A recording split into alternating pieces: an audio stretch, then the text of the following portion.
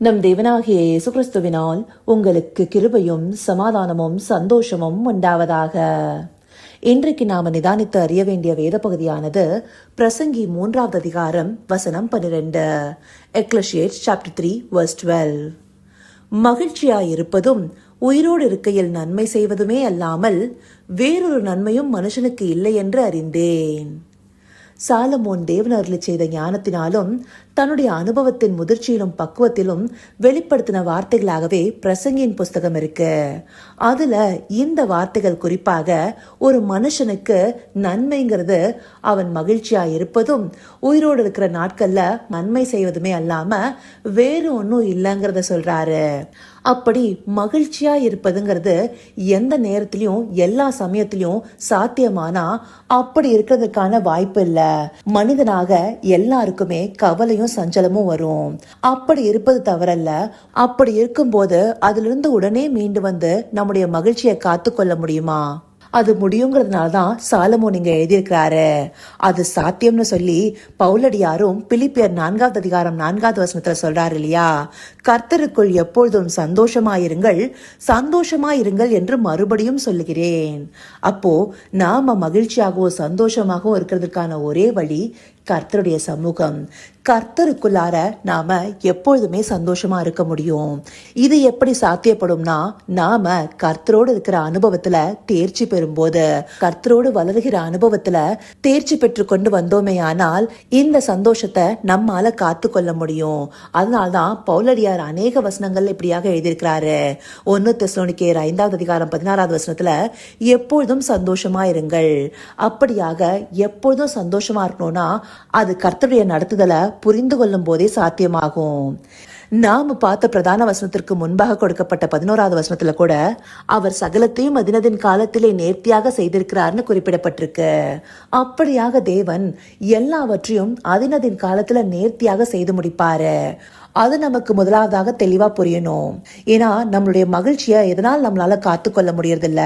நம்முடைய எதிர்பார்ப்புகள் நடக்காத போது, அது நிறைவேறாத போதே நமக்குள்ளார கவலையும் சஞ்சலமும் காணப்படுது. அப்படி அது நிறைவேறி நாம் அதை பார்த்ததுக்கு பிற்பாடுதான் சந்தோஷப்படுறோம்னா அதற்கு பேரு விசுவாசம் இல்லையே. ஏன்னா விசுவாசமானது நம்பப்படுகிறவர்களின் உறுதியும் காணப்படாதவர்களின் நிச்சயமா இருக்குன்னு சொல்லப்பட்டிருக்கு. அநேக நேரங்கள்ல நாம கர்த்தர் நம்ம நல்ல விதத்துல நடத்தி வந்து நமக்கான வேண்டுதலை நிறைவேற்றினதுக்கு பிற்பாடுதான் அவருக்கு நன்றி சொல்லி துதிச்சு சந்தோஷமா பாடுறோம். அந்த சந்தோஷத்துல எழும்புற துதியே முழுமையாக வரும். அப்படியாக நடந்து முடிந்ததற்கு பிற்பாடு நாம மனமகிழ்ச்சி அடைகிறோம்னா தேவனை அறியாத பிள்ளைகளுக்கும் நமக்கும் வித்தியாசம் இல்லாம போயிடுமே. நாம ரட்சிக்கப்பட்டு பல வருஷங்களாயும் இந்தப்படியான ஒரு பக்குவத்திலேயே இருக்கும். நாம சில எதிர்பார்ப்புகளோட ஆணுடைய சமூகத்துல விண்ணப்பங்களை வைக்கும் போது அவர் நம்மள சில நேரங்கள்ல காத்திருக்க வைக்கிறாரு. அது சில சமயங்கள்ல நாட்களா இருக்கலாம், மாதங்களா இருக்கலாம், இல்ல வருஷங்களா இருக்கலாம். ஆனா நாட்கள் கடந்து போகும்போது ஒரு பக்குவத்தோடு பார்த்து அதினதின் காலத்துல அவர் நேர்த்தியா செய்து முடிப்பாருங்கிற நம்பிக்கையோட இருந்தோமே ஆனால் நம்ம பொறுமையை காத்து கொள்வோம். நாம பார்த்த இந்த அதிகாரத்துடைய துவக்க பகுதியில இருந்து எடுத்துட்டோம்னாலே ஒவ்வொன்றிற்கும் ஒரு காலம் உண்டு, எல்லா காரியத்திற்கும் ஒரு சமயம் உண்டுன்னு பட்டியலிட்டு காண்பிக்கப்பட்டிருக்கு. அப்படியாக எல்லாவற்றிற்கும் ஒரு காலம் இருக்கு. அதை தேவன் அறிந்திருக்கிறாரு. அவர் கைகளை நாம ஒப்பு கொடுத்துட்டோம்னா நாம அவருக்குள்ளார மனமகிழ்ச்சியா இருக்க முடியும். இத ஒரு சொந்த அனுபவத்திலிருந்து நான் சொல்லணும்னா, 2 வருஷத்துக்கு முன்பாக இந்த ஊழியத்துடைய துவக்கத்தின் நாட்கள்ல நான் ஆண்டவரிடத்துல பல வருஷமா என்னுடைய கணவருடைய வேலைக்காக வேண்டிக் கொண்டிருந்த காரியத்துல அவருக்கு ஒரு வேலை வாய்ப்பு கைகூடி வருவது போல இருந்தது. அதற்காக ஒவ்வொரு நாள் ஜெபத்திலையும் அதை குறித்த வேண்டுதலும் விண்ணப்பத்தையும் வைத்து ஒவ்வொரு நாளும் அவருடைய சமூகத்துல பிரயாசத்தோடு ஜெபித்து கொண்டிருந்த போது ஒரு நாள் அந்த வாய்ப்பு அவருக்கு கைகூடி வரலன்னு தெரிஞ்சது. அப்ப மிகுந்த மனவேதனையோடு அவருடைய சமூகத்துல அந்த ஜெபம் முழுவதுமே அழுகையும் கண்ணீரும் புலம்பலோடு மாத்திரம் அவரிடத்துல எல்லாத்தையும் ஒப்பு கொடுத்தேன். ஏன்னா சில நேரங்கள்ல நமக்கு ஒரு விஷயம் நடக்காத போது நமக்குள்ளார ஒரு குற்ற உணர்வும் வந்துடும்.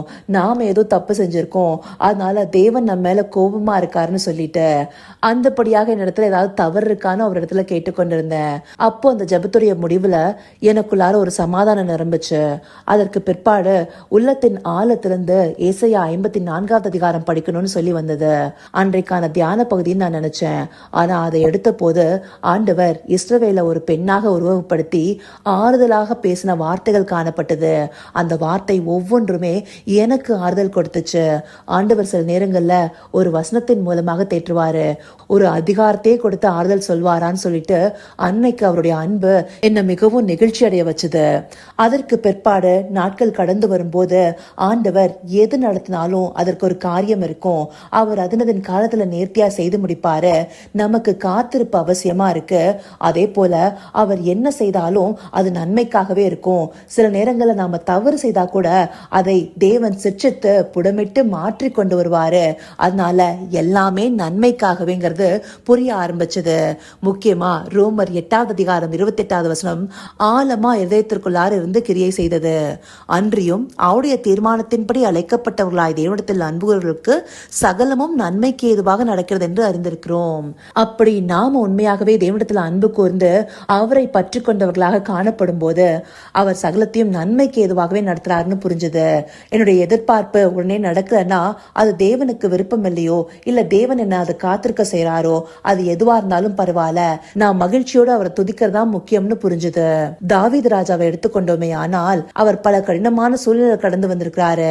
அதுல கவலையோடு தொய்ந்து போன நிலையிலும் காணப்பட்டிருக்கிறாரு. ஆனாலும் அவர் மறுபடியுமாக தன்னுடைய மகிழ்ச்சியை காத்து கொண்டவராக இருந்தாரு. அப்படி இருந்ததுனால்தான் கர்த்தரை நான் எக்காலத்திலும் ஸ்தோத்தரிப்பேன், அவர் துதி எப்பொழுதும் என் வாயில் இருக்கும்னு சொன்னாரு. கர்த்தரை ஸ்தோத்தரிக்கணும், துதிக்கணும்னா அதற்கு நமக்குள்ளார ஒரு மனமகிழ்ச்சி காணப்படணும். அப்படி இல்லைன்னா நம்மால அவரை சமாதானத்தோடு துதிக்க கூட முடியாது. அப்படியான நிறைவை தாவீது ராஜா எதனால காத்து கொண்டிருந்தாரு? அவருடைய முழு நம்பிக்கையும் தேவனாக இருந்ததுனாலேயே.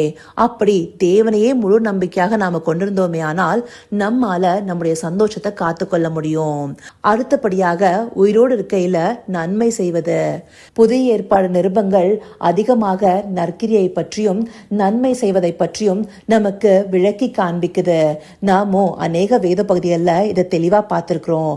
நாம மற்றவர்களுக்கு நன்மை செய்வதன் மூலமாகவே தேவனுடைய பிள்ளைகள்ங்கிற சுபாவத்தை வெளிப்படுத்துறோம். அப்படியான திவ்ய சுபாவத்தின் வெளிப்பாடாகவே நற்கிரியைகள் இருக்கு. இந்த நன்மை செய்வதுனா என்னன்னு சொல்லி மீக 6வது அதிகாரம் 8வது வசனம் என்ன சொல்லுதுங்கிறத நாம அநேக முறை பார்த்திருக்கிறோம். மனுஷனே, நன்மை இன்னதென்று அவர் உனக்கு அறிவித்திருக்கிறார். நியாயம் செய்து இரக்கத்தை சிநேகித்து உன் தேவனுக்கு முன்பாக மனத்தாழ்மையாய் நடப்பதை அல்லாமல் வேற எண்ணத்தை கர்த்தர் உன்னிடத்தில் கேட்கிறார். அப்படியாக நாம எல்லாவற்றிலும் நியாயமாகவும் எல்லாருக்கும் இரக்கம் செய்பவர்களாகவும் தேவனிடத்துல மனத்தாழ்மையாக நடந்து கொள்வது. அவர் நம்ம விருப்பத்திற்கு ஏற்றபடி செய்யாத போது எதிர்கேள்விகள் கேட்டுக்கொண்டிருப்பதும் நாம மனத்தாழ்மையா இருப்பதை குறிக்காது இல்லையா? அந்தபடியாக இல்லாம தேவன் எல்லாவற்றையும் நன்மைக்கு ஏதுவாக செய்யறாருன்னு சொல்லி மனத்தாழ்மையாகவும் எல்லாருக்கும் நியாயம் செய்பவர்களாகவும் இரக்கம் செய்பவர்களாகவும் இருப்பதே மற்றவர்களுக்கு நாம செய்கிற நன்மையா இருக்கும். இந்தபடியாக மகிழ்ச்சியா இருப்பதும் உயிரோடு இருக்கையில எல்லாருக்கும் நன்மை செய்வதுமே அல்லாம வேற ஒரு நன்மையும் நம்முடைய வாழ்க்கையில காணப்பட முடியாதுங்கிறதே சாலமோன் தன்னுடைய முதிர்ச்சியினால சொல்றாரு. அப்படி நாம மகிழ்ச்சியா இருக்கிறதே நன்மையா இருக்கு. அந்த மகிழ்ச்சி கர்த்தருக்குள்ளார இருக்கிறதன் மூலமாகவே இருக்கு. சகலத்தையும் சிருஷ்டித்த கர்த்தரையே நாம தெய்வமாக கொண்டிருக்கிறோம். அதை காட்டிலும் நமக்கு பாக்கியமும் நன்மையும் வேற என்ன இருக்க முடியும்? அதுவே நமக்கு மிகுந்த மகிழ்ச்சியா இருக்கணும் இல்லையா? இந்த ஒரு பக்குவத்திற்கு நாம வருவதற்கு தேவனிடத்துல அதிகமா ஐக்கியப்படணும். அப்போ அவர் நம்மை நடத்துகிற வழி எல்லாமே நன்மைக்கு ஏதுவாக இருக்குங்கிறத அறிந்து கொண்டு நம்முடைய மகிழ்ச்சியையும் காத்து கொள்ள முடியும். எல்லா விதத்திலையும் நன்மை செய்கிறவர்களாகவும் இருக்க முடியும். அப்படியாக நாம இருக்கணுங்கிறதே தேவனுடைய விருப்பமா இருக்கு. இதை அறிந்து கொண்டு மகிழ்ச்சியா இருக்கவும் எப்பொழுதும் நன்மை செய்யவும் அவரை நோக்கி பார்ப்போமா? கர்த்தாவே, தேவாதி தேவனே, உமக்கே இந்த வேளை நன்றி செலுத்துகிறோம் ராஜா. அப்பா, கர்த்தருக்குள் எப்பொழுதும் சந்தோஷமா இருங்கள்னு உம்முடைய வசனத்துல சொல்லப்பட்டபடி உமக்குள்ளார என்றென்றைக்கும் மனமகிழ்ச்சியோடு காணப்படும்படியாக தேவரீர் எங்களை நடத்தியர்லங்கப்பா. ஆம் தகப்பனே, நீங்க எல்லாவற்றையும் அதினதின் காலத்துல நேர்த்தியாய் செய்து முடிப்பீங்கிறதையும் சகலத்தையும் நன்மைக்கு ஏதுவாகவே நடத்துவீங்கிறதையும் நாங்க புரிந்து கொண்டு நடக்கணும் ராஜா. அப்படியான மனப்பக்குவத்தை நாங்க பெற்றுக்கொள்ள இன்னுமாய் உம்மிடத்துல ஐக்கியப்பட்டு உம்மிடத்துல எங்களை தாழ்த்தி அர்ப்பணிக்கணும் தகப்பனே. அந்தப்படியான பக்குவத்தையும் முதிர்ச்சியும் பெற்றுக்கொண்டு உம்மில் நிலைத்து காணப்பட தேவரீர் எங்களை நடத்தியர்லிங்க. அப்படியே நீங்க நடத்த போகிற கிருபைக்காய் நன்றி. சகலவித துதி மகிமை கனம் யாவும் ஒருவருக்கே செலுத்துகிறோம். இயேசு கிறிஸ்துவின் மூலமாய் வேண்டிக் கொள்கிறேன் பிதாவே. ஆமேன், ஆமேன்.